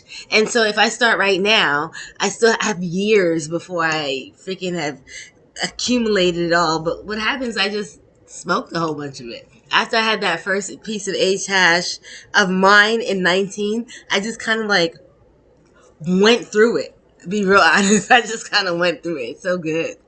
It feels so nice. You know the hash when it hits you right here and over your head and over here and back here. You know that, right? I do, and you know what? I have kind of coined that as that hit is it just blinked my third eye. It That hit was so good it squinted my third eye. Is what I like to say. Just zooms up like this. You feel it just coming across. Yeah, that's how I feel. Exactly. That's how I feel, y'all. So, I hear you talk about pressing. Are you talking about pressing your hash into rosin? And on that subject myself, I find it to be heartbreaking, to be honest with you. As somebody makes a lot of hash, I've always been very satisfied with that type of hash, Mm-hmm. or you know, whatever it be, dry sift be dry sift. If it's water hash, I appreciate water Mm-hmm. hash. If it's been pressed into a temple ball, I love it that way. But as far as rosin goes, I don't want my hash pressed into rosin. I I mean, believe that's I've that's extracted it understandable. far enough. I believe, it's when I think of rosin, I'm hoping that it's more of an attempt from, to squish flour to try to save more of the oils, the terpenes, and all No. that. No, no. On the other Nah, side of flower that, rosin has terrible shelf life, so that's not what you're gonna have professionally. Okay, look, I made rosin also in 2015, and I made a lot of rosin in 16 and 17. But I like 6-star hash. This is what I'm looking for, the 6-star hash. So that's gonna hit me. That's gonna have the most overall profound effect on my body.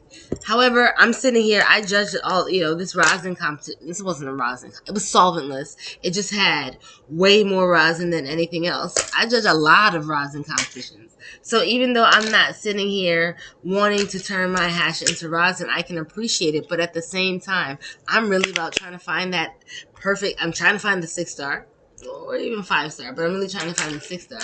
And as Frenchie will talk about, the secondary, the metabolites of the production of cannabinoids can be found in the cell walls of the trichome. So I want whole intact heads. I have not, for all the hash that I have smoked, all the rosin I've smoked in the last almost 7 years, there's just no way that the any experience has been as good as a really good 6-star, especially of some kind of cultivar that I like. A lot of times people don't realize that something might be the best of the best of the best, but if your body does not correspond with those terpenes, it's not going to hit you. It's not going to be the experience that you're going to want. And so it's not like, oh, that's boof or that's not quality. That just doesn't match up with you. Like for me, I don't like sweet strains that are just sweet. I'm not really big on all these dessert things either. Cakes.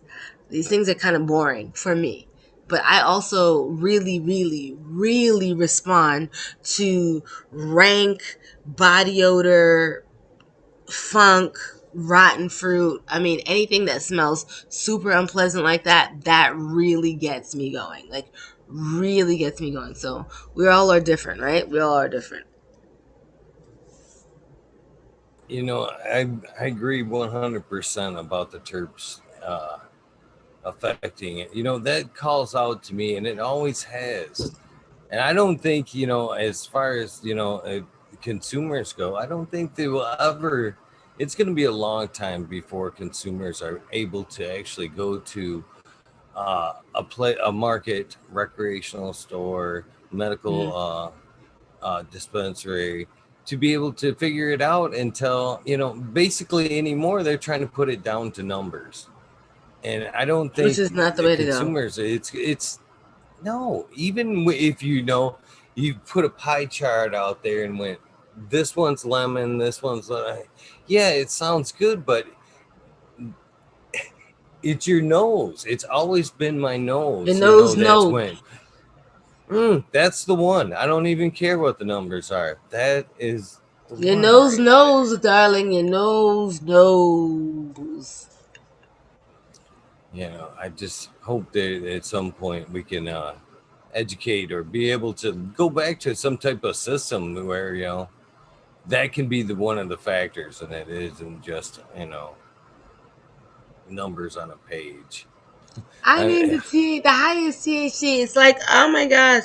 Bubbleman made a comment a couple years ago when we were talking about these numbers of like wanting the highest THC, and it has stuck with me as like the best analogy. Like, okay, so well, not all of us, most of us love pizza. Pizza is something that we can enjoy. And we know that many of us love a lot of cheese on pizza. But if you had pizza that was 95% cheese, that shit wouldn't be good pizza. Because the whole thing is all out of balance. Pizza's not pizza unless it has the dough, unless it has the tomato sauce. So, with that same idea, when we're looking for flour that is so overbalanced on the THC, guess what? The terpenes suffer. That's what happens. You get these like 34% with like 2% terpenes. You're like, that's not it. the chat is asking about your opinion about cheap bubble bags, and I'm Okay, I'll kind of be real wanting to hear honest. your opinion on that too. I mean, because I'm not gonna I've lie. I enjoyed the had a cheaper set of ones. like bubble dude bags or something. Get the bags. Get the right bags. Get the right bags. Your bags are your tools. Get the right bags. Your seams and the reliability of your seams, not authenticity, but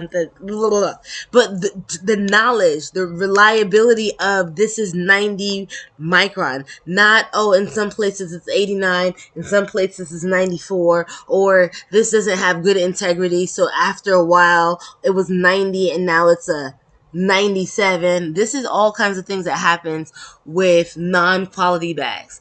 I myself have definitely been like, oh my gosh, I don't have the money to drop like $300 on some bags. I'm just gonna get some bags on Amazon. As soon as I had money to get bags that were not from Amazon, sorry, get good bags. If you're gonna be doing this on a professional level, get good bags. Get good bags.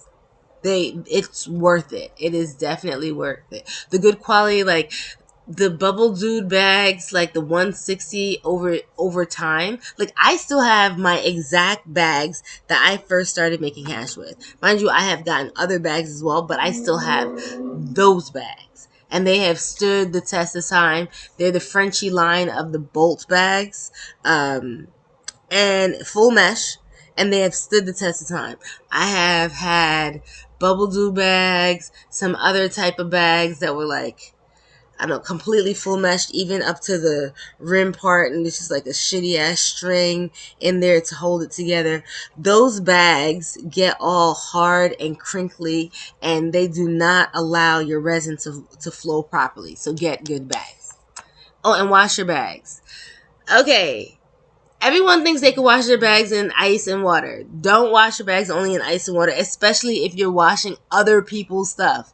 If you're washing other people's stuff and it's like always a different set of people coming in, make sure that you take the time to dunk your bags in ISO before you do the whole cleaning with ice and water. ISO. Don't let it sit in ISO forever, but definitely dunk it in ISO because you really want to disinfect what you have put, your bags through. Dry ice Stole in the that you trim bin. stole I that don't do dry question ice. Oh, sorry. right What did you out of say? my Though? head, Oh, Duchess. That was honestly my next question. You took it right out of my mind what was about the it? care of the bags. The care of Yes, the bags, yes, washing of the bags. That was my mm-hmm. next question. Your Yes. process. I mean, washing your bags. Okay, everyone knows. All hash makers know the hash making process is shittiest part is cleaning. Cleaning is the worst. After you got your beautiful blonde hash, you put it, whether you're gonna sieve it or you have it ready for the freeze dryer, it's all great. Who the fuck wants to do the whole process of the cleaning? But that's where hash makers are made.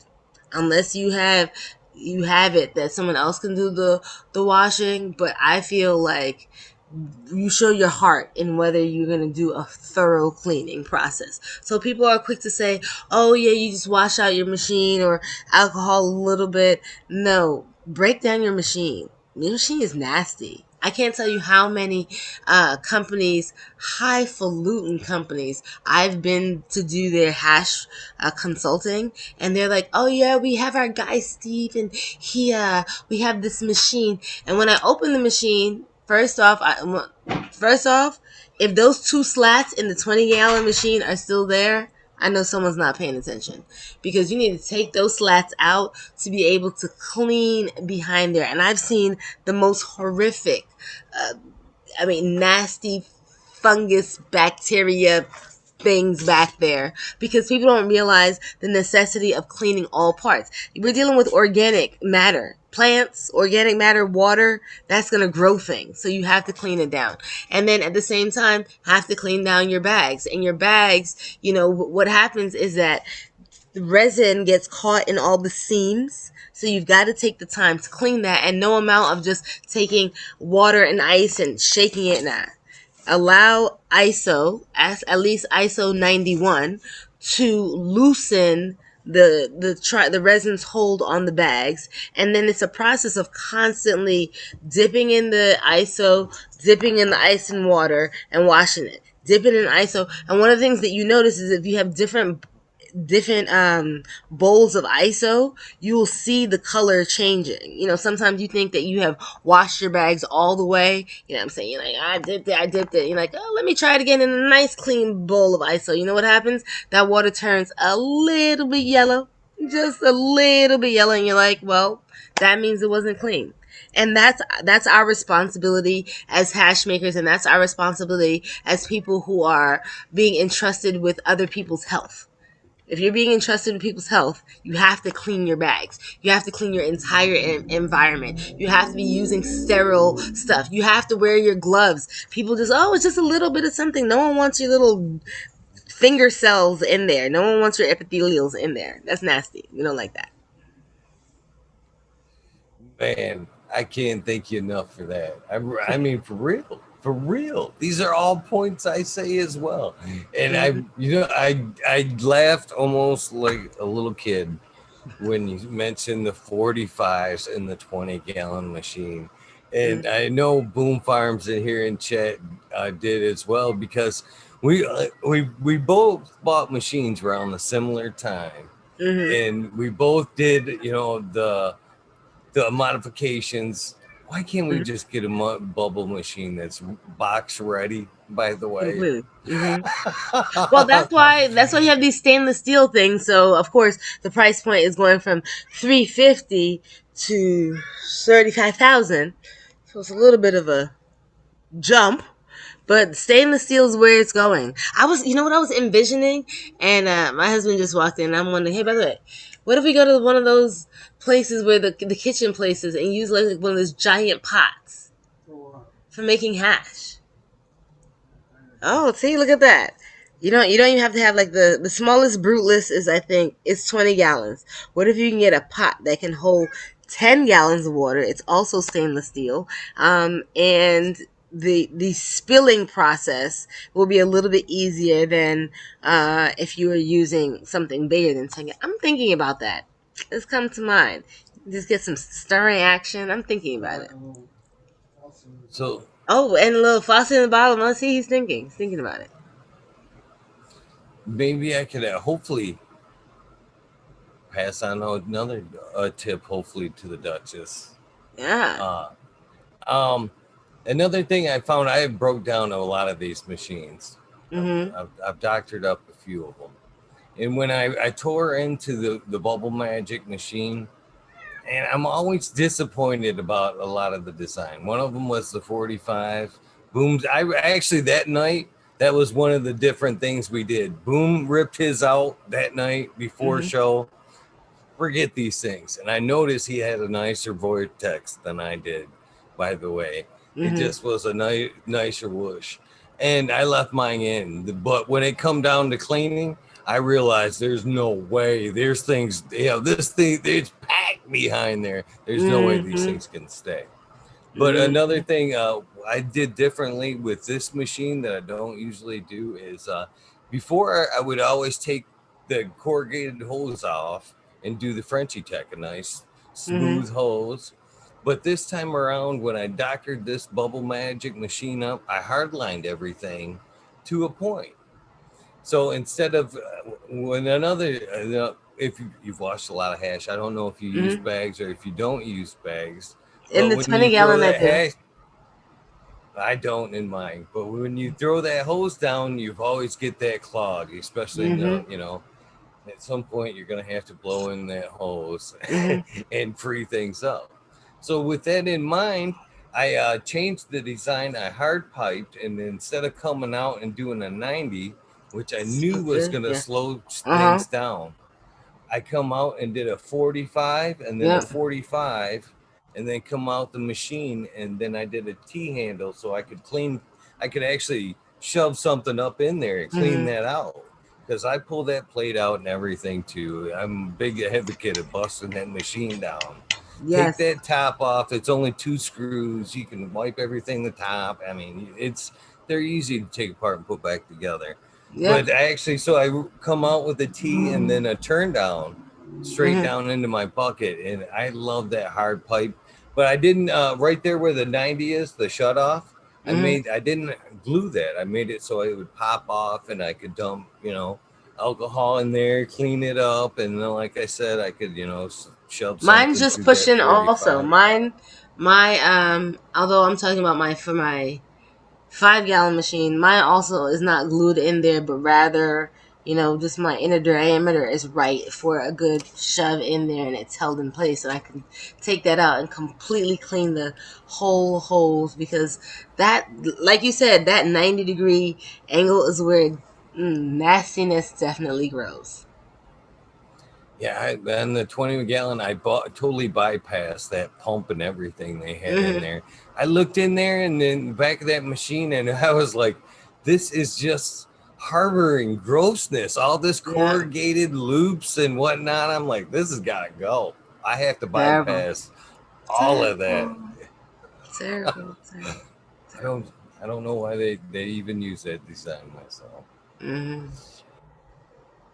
So But we went a half hour past the time that mark I you can say told I can me. handle. Well, I mean, the truth of the matter is, I do want to keep you, keep the show all hype. And what happens is that I like literally just, unfortunately, run out of steam. I'm a person that needs to get like a re up of sleep. And since it is already 10:30, I don't know how you're gonna stay up, but 10:30 for me, and I've been up since 4:30. I'm definitely a little bit tired. I could use a little bit of sleep, but I like the way you formatted this very informally, and then being able to read what's going on in the chat. That's really nice. Unfortunately, we Oh, haven't kept two people happy. Two people were like, we don't like this. We don't like the lead. that's just a staple. And anymore, I'm just glad they show up because the way I look at it, them thumbs down still counted. Their views are recorded. Oh, They I mean, still you're not watch. gonna you're not gonna make So, everybody happy, and especially if you understand that having an audience through YouTube where every and anybody can see what you're doing. There's just, to be honest, there are going to be a level of people who are not going to get what you're doing or what people are experiencing. Oh, one person decided to add to that for the three, and they're not going to get it. And it's fine to understand that it's not your job to capture everybody. Rather, it's important to be able to make that connection with at least one person, and then you've done what the best that you can possibly do. I mean, now that I have Instagram presence and whatever, I used to take every kind of thing personally, especially how people initially felt about Frenchie Tech, and when people were really at first just, oh, it has to be really, really light all the time. That's going to be the best thing, when people were cutting plants down early for it to be light. I got used to people not understanding the tech that I happen to appreciate. And, I can give you that white, I can give you granular, I can kill it. I put out freeze dry tutorials from the beginning. And at the same time, I realized that, not that I'm just too old, but I'm past the idea of thinking that I'm best served for everybody. That's this life. no, you have been an amazing guest, and Thank you're you. right. People don't. That's when we talked about this a little bit earlier about my resurgence, my refueling of this project, and that's one of the things I've told myself as of late. Not everybody sees your dream. You know what I mean? And you can't you just have to go with it. It's all right they don't understand it or they Mm-hmm. don't see it. As long as you're passionate about what you're doing and you can see the overall dream, chase it. That's where I'm at with this thing, and I'm I I'm love it. We chasing need it. more of that in our lives. I really strongly feel that the depression and anxiety that has taken a hold, what it seems like, especially the later part of Gen X and all of the millennials and Gen Z, is this striving, and especially because of social media, is to strive to fit ourselves under these labels, and that struggle of who we really are and who we purport to be, that dissonance is terrible, and I think it manifests itself in continual am I good enough, am I right enough, am I cool enough, do the people like me, all that, or the nobody loves me, all those wild swings. And it's for me, through cannabis and through the use of psilocybin, that I decided to step outside of that game and just do what's right for me. And it's not going to be for everybody, and that's fine. Shit, the people who don't like ice cream. And ice cream's fantastic.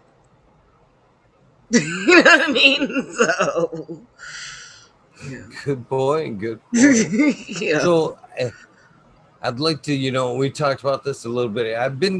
You're the second guest I've kind of ruined this portion of the show for. But, I'd like to formally give you that invitation, as far as the being able to come back and hang out in the Right, yeah. wormholes. The Zoom number is always the same. Like I said, it can be one night, it might be hash, it can be psychedelics. Some nights it's all of us on psychedelic mushrooms talking about, You get down, darling. Well, honey, like for real, how about, I mean, honest, if you give me a couple days and you send me a DM or email and let me know a idea of what could possibly be the conversation, I'm cool for jumping in on something new. Like, hey, spontaneous. I'm capricious. that we would definitely love that. The other one thing I would love to get from you, as What? corny as it gets, but I always get it, is and I'm recording this portion of the show, is Okay. what I call the sound bite. Oh Corny gosh. as it may be, this is kind of what I'm looking for. Is in my words, my version. This is how it goes. It would be, hey, I'm Eagle, and I'm on fucking Talking Shit with Eagle, episode 351. Catch it. You can add whatever you want to it. Please spice it up, make it your own. But in some point, this will be an advertisement for you to go, just like on the radio. This is my first drop ever. Hold on a second. Oh my gosh. Okay, don't freak out. Hold on. Fucking Talking Shit with Eagle. That's Fucking right. Talking Yep. Shit with Eagle. 5 words. Fucking. Okay. I'm ready anytime you are. Hi, I am the Dank Duchess, and I'm on fucking Talking Shit with Eagle, and I'm having the most amazing time. Maybe I could do that over. I don't know what else I'm supposed to say. Wait. I'm sorry. I overthink everything. What exactly are we getting across in this little soundbite besides the first little part? The episode, mark the episode, Okay. call it, Okay, give me 1 second. 1 second. Okay. Okay. This is episode 351. I'm on episode 351 of fucking Talking Shit with Eagle. And that's where it cuts off? Well, you can say whatever you want. It's your soundbite. You can say whatever you want during the soundbite. Hopefully, Okay, give me it one just second. has those two Let things. me work it out. Let me work it out. Mm-hmm.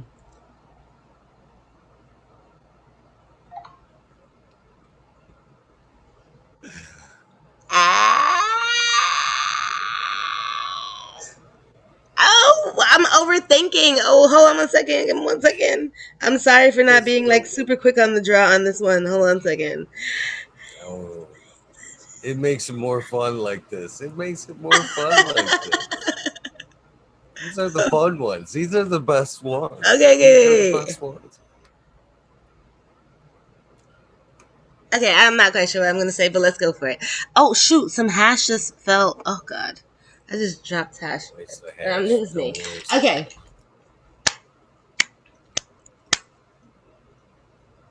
I'm ready. Hi. Okay. Here we go. We go. Anytime.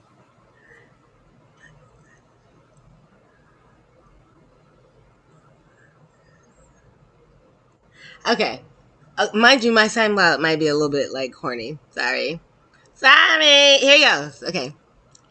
Hi, I am the Dank Duchess. Join me on episode 351 of Fucking Talking Shit with Eagle. We talk about hash, dabs, and it's quite a blast. See you there. Perfect. Bye. I'm Perfect. from, you have in the Thank you so 80s. much. Look at 80s like blurb. This has That's like my been, first job, y'all. My first job.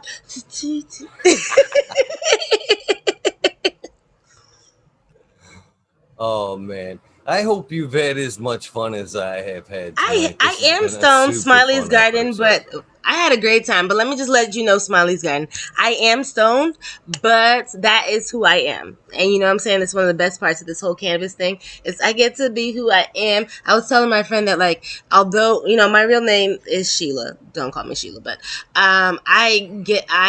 my brand is the Dank Duchess, but who I am and my brand is the same. So it doesn't matter whether I'm high or not. I get to just be me, and therefore I don't have to fake shit or remember shit because it's still just me. And I had a wonderful time here. I had a wonderful time. Most of the times I have like interviews, they're structured, or even if they're informal, they're definitely along a particular track. And I like that this went different ways. Thank you. It's a really nice way to start off my weekend. Thank you. I hope you have a great weekend, and it has been a pleasure. It has been It's a been an pleasure. I've loved absolute the pleasure. backstory. It's been very informative and a lot of fun. I look forward to doing this again, hopefully sometime soon. Ooh, I'm gonna jump into one of your wormholes. Best believe I had a good time. Thank you. And you know, just it was Clubhouse, right? You and I were in the same Yep. Clubhouse group. See, Clubhouse Hmm. doing all kinds of random things. I don't always love Clubhouse, but when I make these connections, that's where it's at. So I thank you for the time. I thank the entire audience for rocking with us through this whole time and for being so welcoming to me. Thank you very much. I really, really appreciate it. You have a good night, and we'll talk to you soon. I'm going to go ahead and wind it up, and thanks again. Thank you. Bye, everybody. Bye bye. Thank you guys for tuning in for 351. I know you guys have enjoyed this. I know I have. It's been a great night. Uh, it feels very good to be back doing this again. I can't thank everybody enough for tuning in. You guys know the deal. Please do something nice for somebody. Random acts of kindness do indeed save lives. Hopefully, you guys will join me here in a few minutes in the wormhole. Thanks again for watching. You guys mean a lot. I love you guys. I'll see you in a few minutes.